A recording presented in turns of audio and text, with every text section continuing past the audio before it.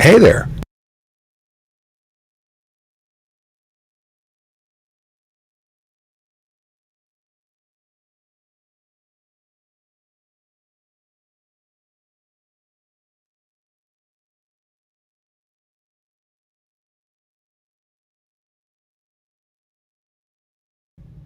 Things you do when you're live and you press the wrong button and you think, oh, why is that doing what? Anyway, I pressed the background button instead of the foreground button. Today is August 31st, 2021. My name is Sean Shapiro. I'm a police officer with the Toronto Police Service, and I am in the Traffic Safety Programs Office. And what do we do here? Well, we do the Ask a Traffic Cop live stream, which is exactly what you're watching right now.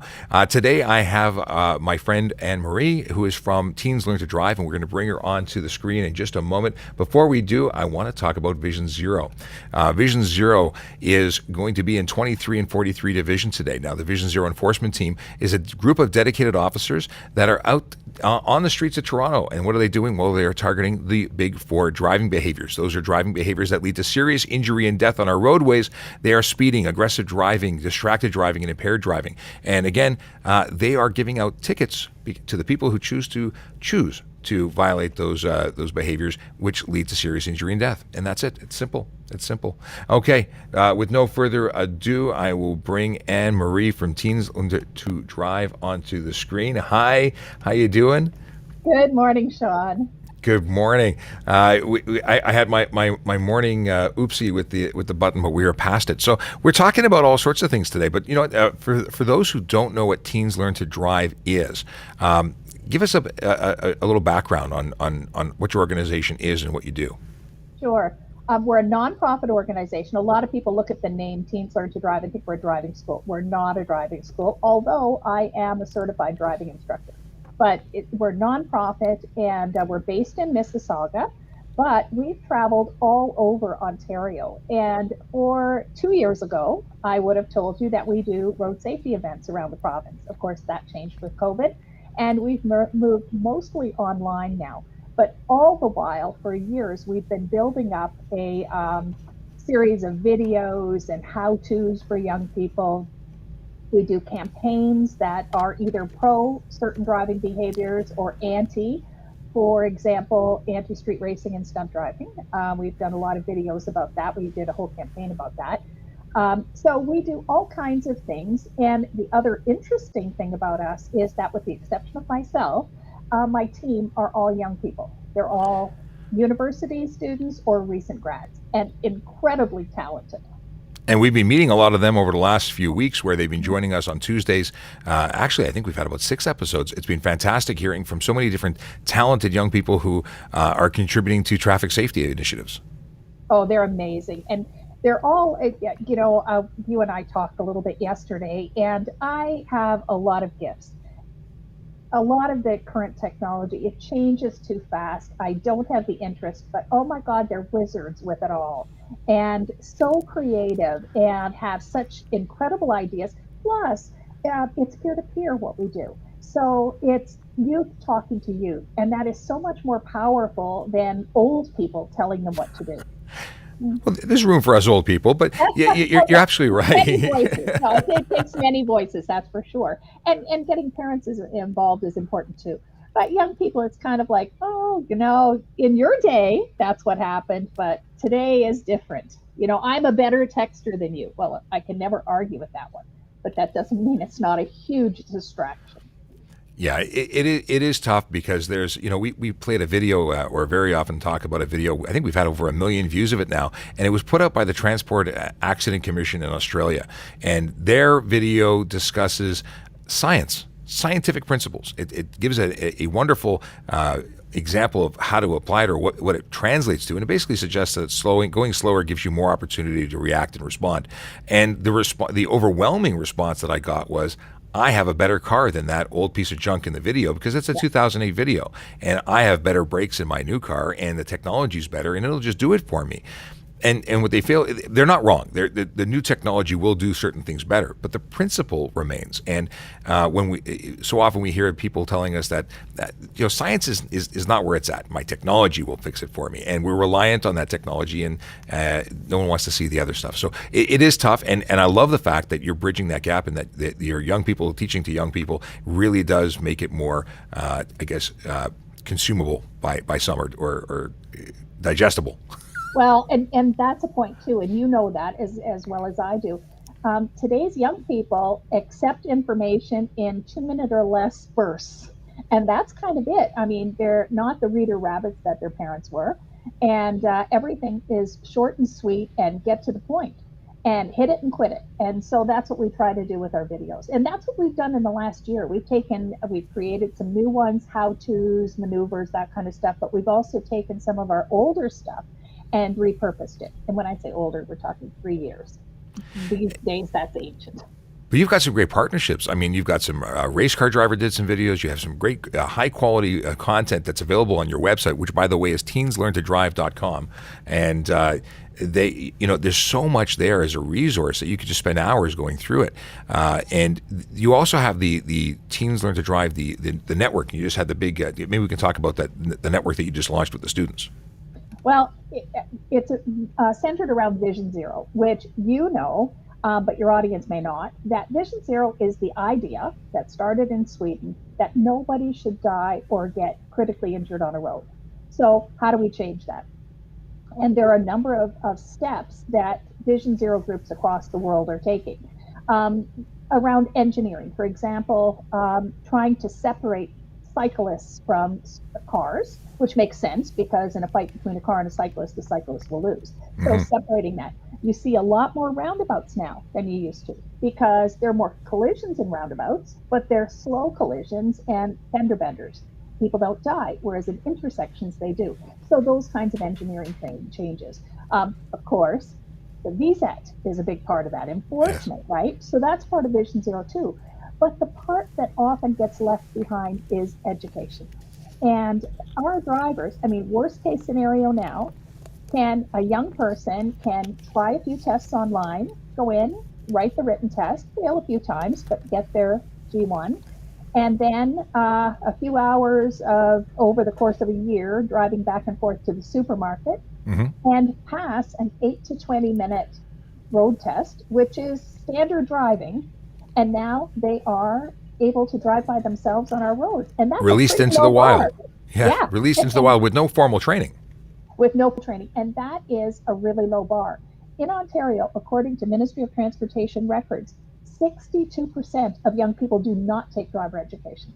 So there is a big gap and of what they need to know. And in Ontario, look at our weather. It changes every day. We have rain, we have wind, we have winter, we have ice. All of that. You can't cover that on an 8 to 20 minute road test. And if parents, pass on, they mean well, of course, but they pass on their own bad habits. And their bad habits, however they drive, if they're teaching their young people, that's the highest bar those young people will ever have. Once they start driving on their own, the bar will they'll start innovating a little themselves, learning from their friends. And so anyway, that's what we're trying to do. You're giving that alternative source of information as much as what we're doing as well, but from a different perspective. And no, it's fantastic because when you rely on mom and dad, you get mom and dad's bad habits, which are, it happens. And there's also an infrequent opportunity for many people as a G1 to actually get behind the wheel. Busy lives and now even exacerbated, I can't speak today, by COVID. A lot of people not going out because of the pandemic. So with that, fewer opportunities to drive, but you qualify after the 8 months if you've been with proper driver training, or 12 months without. And then that's it. That's it. You may have only driven a few times, as you mentioned. Yeah. So the bar could be pretty low. And what we're trying to do is really encourage people to get out, to practice. As I say, I was a driving instructor for a while there. I worked with Canadian Tire, their driver's academy. And parents would say, it's raining today, let's go tomorrow. They're going to be driving in rain. It's we need to mix it up. The other thing that is very frustrating for me when it comes to driver training is that if a G1 does not take driver register or proper driver training, of course, then they cannot drive on a 400 series highway. Hmm. But the day they get that G2, they can load up their car and head out on the 400 or the 401. And that is terrifying. They've never merged before. They've never driven with traffic on both sides of them before. Hmm. They've never driven at those speeds. So I think we need to do a lot more there. And sorry, go ahead. No, I was going to say, aside from advocating for more training, I mean, some people just can't afford to take the training. It can be quite expensive. So aside from being able to get proper training, having a source for information is great. Where else Yeah. would you suggest for folks who aren't going to be able to get on the highway until they get a G2?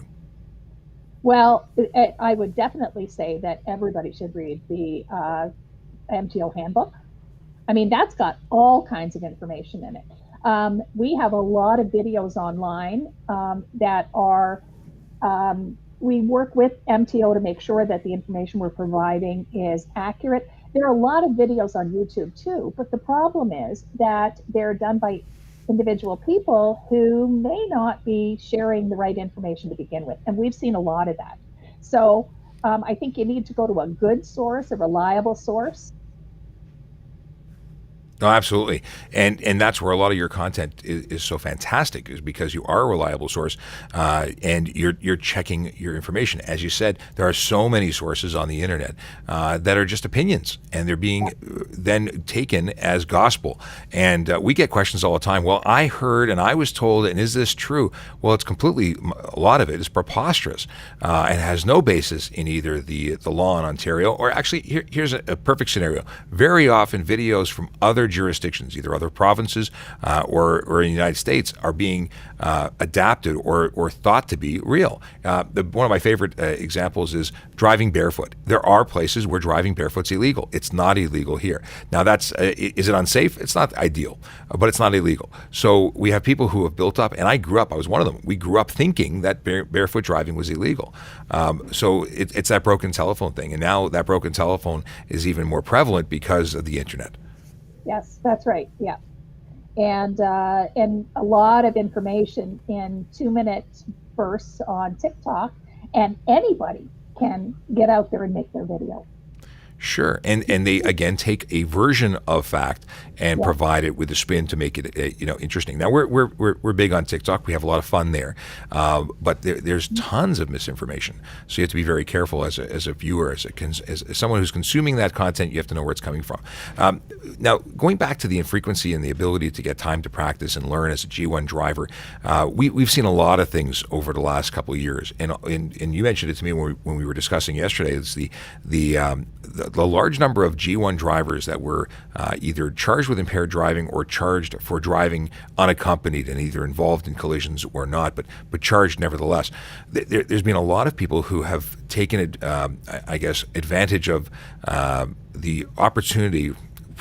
It's a poor way of saying it. They've decided not to wait and simply taken matters in their own hands and driven unaccompanied. And there's all sorts of issues with that, in terms of the fact that you can be charged for driving unaccompanied, that you can receive on conviction a 30-day suspension on your first offense, 90-day second. You can actually be kicked out of the graduated licensing program on the third attempt or infraction. But that the fact that there's no insurance coverage, that the person who lent you the car can be charged under the Highway Traffic Act. And actually, if you take the car without consent, criminal charges could result on that. So there's a lot that isn't being communicated, and they just don't know, but figure it's no big deal. I'm licensed. That was one element, but then there's another side where people aren't driving at all, and it's just that it's so easy in large cities to not to have to drive because of TTC and rail systems and other kind of public transport. That the requirements aren't there. I guess the necessity isn't there. I don't know about you, but for me growing up, I had to have a car. It was just, there was no way around it.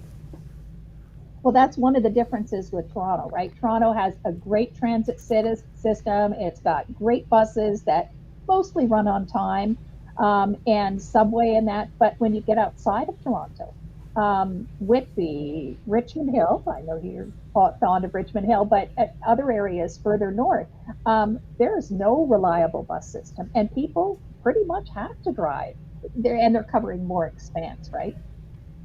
It's all about time. And for those where it's not impactful not to be in transit, so you can get around to work, you can do everything you need to do, then driving, the requirements or the necessity to get that license done in a timely fashion isn't there. So people, I'm hearing from folks all the time on TikTok in the comments saying, my G1's about to expire. I'm concerned I'm not going to get my G2 in time before everything runs out. And that's 5 years. That's a long time to have a G1. Whereas I was, mind you, there was no graduated licensing system. I think I had my full G in 30 days. Yeah, yeah. Different time, complicated now too. We have way more traffic. We have different kinds of roads. We have a lot of big trucks. I mean, Ontario is a really prosperous province, but that means we have a lot of big trucks on the road.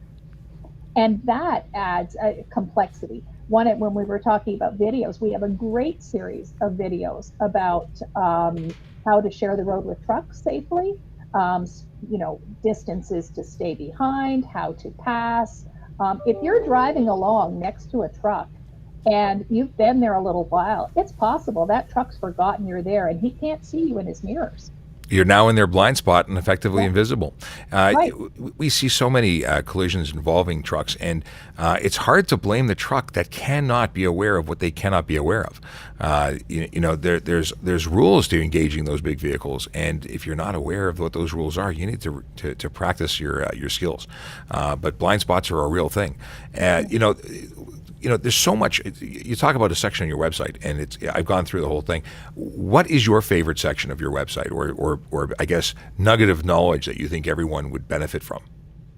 Sharing the road with trucks is a huge one, especially in Ontario. But we've got a lot of how-to videos too, how to change lanes properly, how to pull over. That one, I don't know if it's a favorite, but I see often. Not often, but people going to change a tire and they think they have to change it immediately or they're going to do severe damage to their car. So they pull over on the side of the 401 or the 400 and start to change it roadside with feet hanging out in the live lane of traffic. And I've seen that so many times. Or after a fender bender, people stopping their cars dead in the middle of a road, even a busy highway, instead of getting off safely. So part of the videos that we have are about that, how to get off the road safely, where you can pull over and where you shouldn't.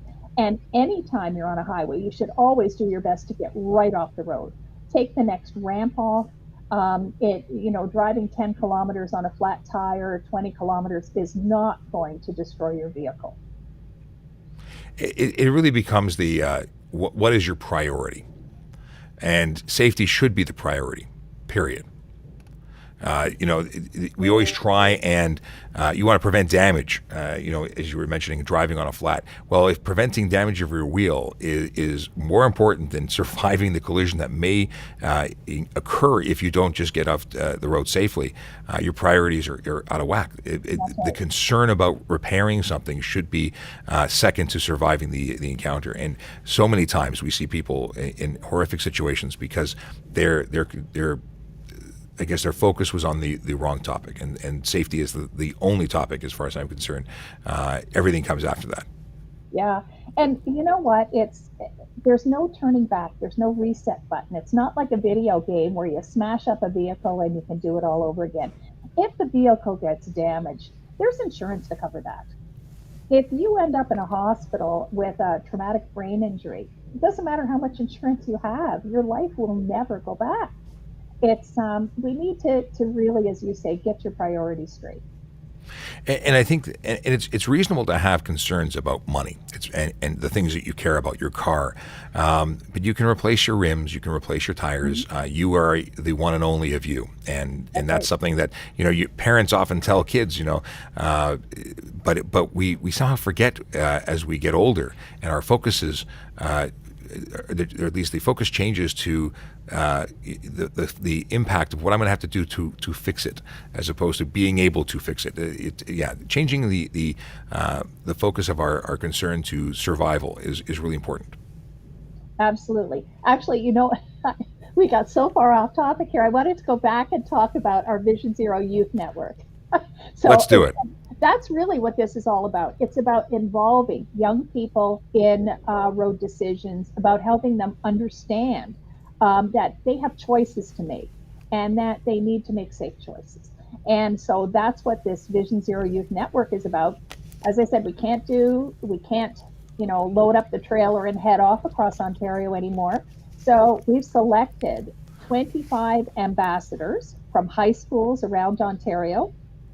Now, there could be some snags. We don't know whether some of them will go back into a classroom, whether, it'll be a while. Who knows? These days, you don't know from one day to the next what the rules will be. But ultimately, they'll go back. They'll be working with Vision Zero partners like Toronto Police and the Vision Zero enforcement team to create videos, additional videos, and share them across this network of 25 students plus the Teens Learn to Drive team and our partners, and start getting out information that reminds people they have choices to make and that safety needs to be the number one priority. Yeah, cars are fun. They'll always be fun. But it's getting there safely, getting your whole group of friends to the cottage you're going to or to the barbecue you're going to and getting them home safely. That's really the priority. And it's great that you have all these voices, because it's one thing for someone like me who drones on every day about the same thing, telling people what they should and shouldn't do. But when it's coming from people, community members, from kids at the schools, peers, it's different. It's more meaningful, and hopefully it cuts through the initial rejection of new information and can be absorbed as a really great message. And it's fantastic what they're doing. I had an opportunity to meet some of your ambassadors at the end, the wrap up, event where I got to speak to some of them, and I've been working with the staff, and it's so refreshing to hear good messaging from them. Yeah, and we interviewed them all. Megan took the lead on that. Megan. And she took the lead with a small team of interviewing all these young people. Now, we offered them a lot of great benefits to become ambassadors, for sure. But the ones that were selected, all put the emphasis on safety. And one young lady talked about 2 teens that were lost from her school last year, separate incidents. And, and she said, I have to do this. And so that kind of thing. I mean, they are really dedicated to safety, and they'll have a lot of fun. My team, we did this whole conference. That was the event that you were talking about. Mm-hmm. What we originally intended to do it in person, and of course we couldn't do that, so we ended up doing it virtually. We had a lot of fun stuff for them as well. But my team did tutorials for them on how to create videos, how to create graphics, how to interview people like you, because you've been interviewed by my team too, and by Cam, and so that kind of thing, so that they'll be prepared to go out and help raise the voice about the importance of safety. So not only did they get safety messaging and safety education, but they got tools to help them go out and create their own messaging in their community with their local police and safety partners. That's amazing. So I look forward to seeing checking in with them next year when they come back into when do they sort of check back in? No, they'll be running all this year. So they start in September, and they have a commitment of 5 hours every month from September until June. So they'll be posting and sharing throughout the year, and my team will help them create the videos and the messaging. And that will all be on your social media platform, coming up through and sharing theirs. So let me share that. Teens Learn to Drive can be found on Twitter, Instagram, YouTube, Facebook, and of course TikTok. Their account is at TL2D Today, and that's where you should be following on all those platforms so you can keep up to date with their messaging. I love, by the way, Mom Mondays and Wisdom Wednesdays, and you have some great content that is fantastic and regularly coming out. Such great information, even stuff like the card that goes into your ownership or your sorry.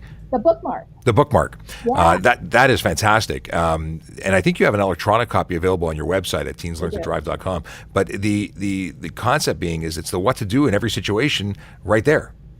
And using QR codes, you can get a little video. Well, the one that we just added is the recovery video, and that was brought to my attention. I mean, every day I'm learning stuff too, and I'm sure you are too.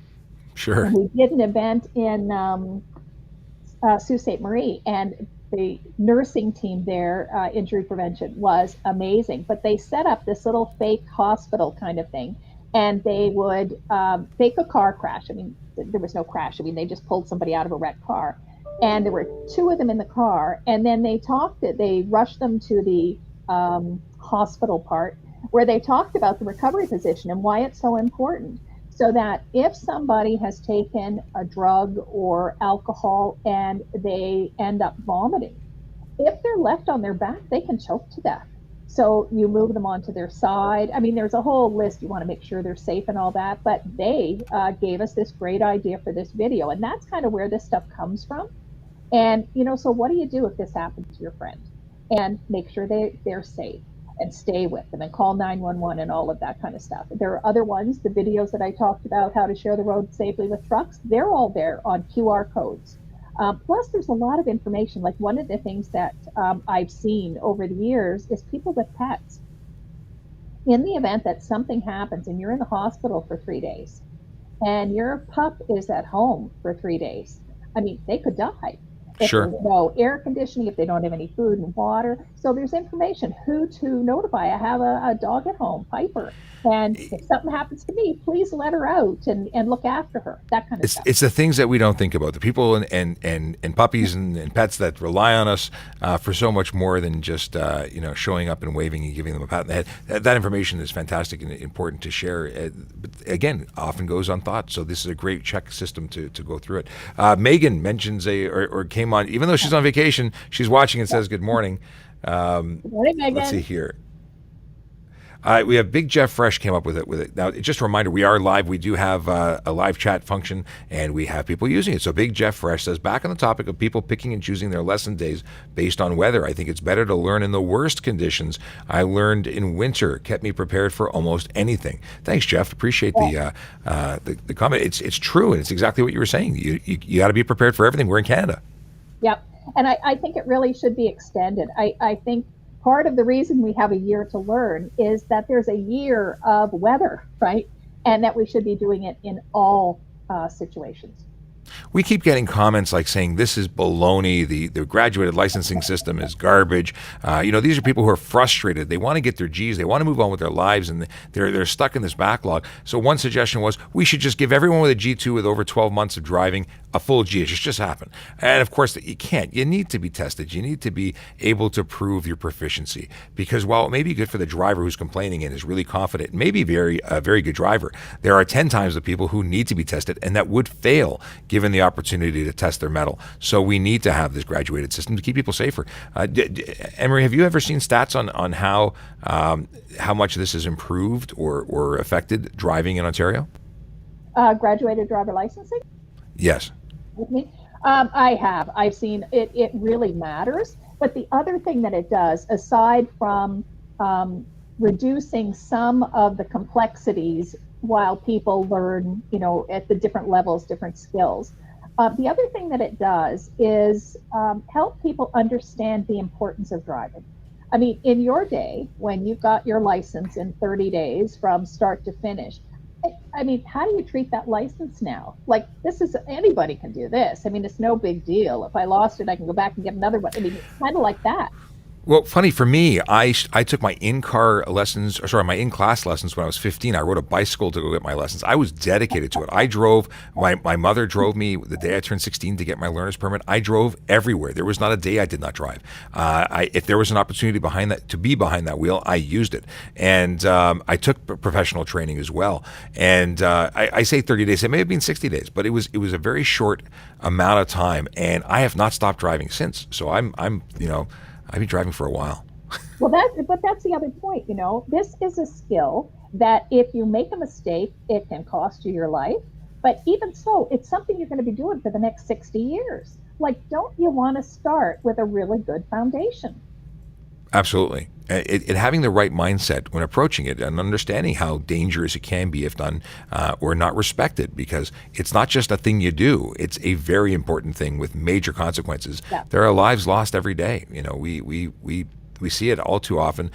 We had a fatality last night on our roads. Like it's constant, and the road can be very unforgiving. So, going back to Vision Zero, there is an understanding that minor collisions, fender benders that cause property damage, they're inevitable. They're going to happen. Yep. It's just part of being out on the road. Things happen, but the collisions that lead to serious injury and death are both avoidable and unacceptable. And that's why we see such a push to reduce speeds and to respect the roads. And then there's the engineering side of it. But that's outside of my contribution. My contribution as a police officer is behavior, wanting to make sure that people do follow the rules of the road because they're so important.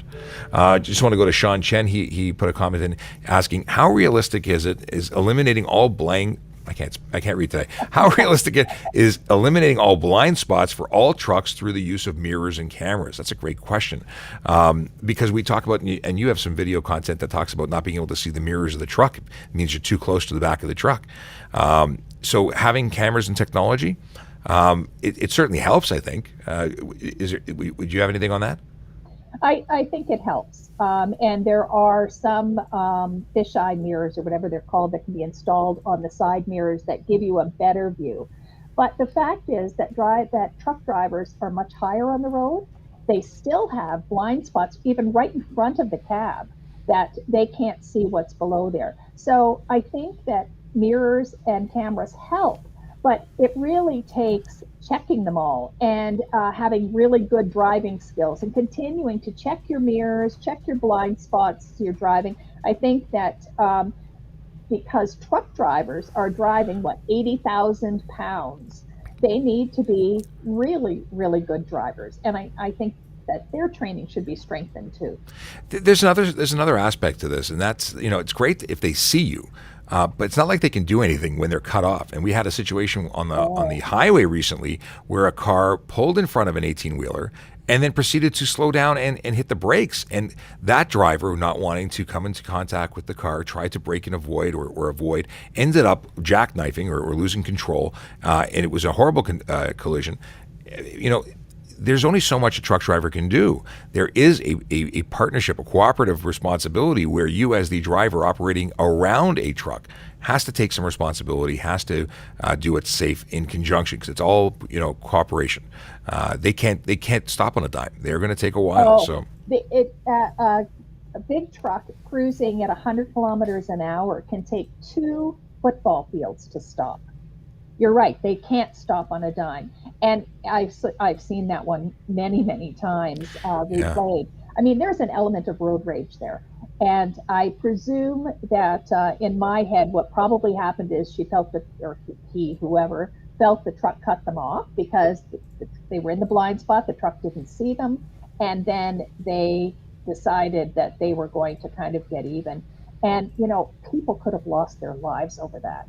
And that was a small car relative to the truck. I mean, everything is small relative to a truck. I don't think that person had any idea that they could have signed their own death warrant there. It's very concerning. I don't know the details of that collision beyond what I saw in a video, but it was very, very scary to watch, and I can't imagine what it was like for the driver, who appeared to make every effort to do the right thing. There are some trucking companies that make their drivers sign a promise not to swerve, and that driver did swerve and destroyed his truck, but didn't hit the car. And the reason they make them sign that is because sometimes if they swerve, they can cause far more damage to far more cars than if they just go over. Yeah, I've never heard that, but that's fascinating. I don't know what the right thing to do is. Do you bump into the car in that particular situation? Could it have resulted in serious injury? Yeah, it could have, but we don't know. We'll never know. But it's a split-second decision, right, for the trucker and for that person in the car. Well, I hear all the time about people who said I swerved to avoid the dog, the duck, the animal, the rodent, whatever it is, and instead went off the road and may have had a very serious collision because they wanted to save the life of a little furry friend.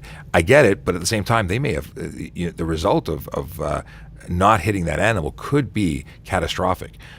Because what if there was a pedestrian? What if there was another vehicle? Like, there's so many what ifs, and we can go on for hours. We're hitting that time where we've got to wrap up. But there's so many things we can talk about. We'll have to do this again sometime. Yeah.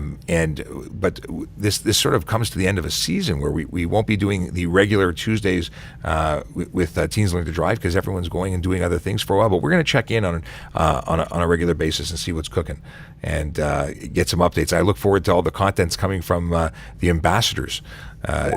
So so many good things to come, and we look forward to going through it.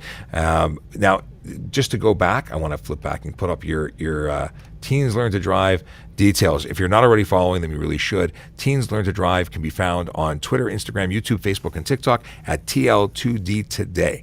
So do that. And then for us, if you're interested, you can follow us on Twitter at Traffic Services. You can get us at Traffic Services Toronto on Instagram. Of course, on YouTube, where this and all of our episodes are on archive, you can get us at Traffic Services Toronto Police. And finally, Traffic Services on TikTok. So that's where I'll be in 10 minutes, where I have to film some more content and post more videos because we're busy on the TikTok.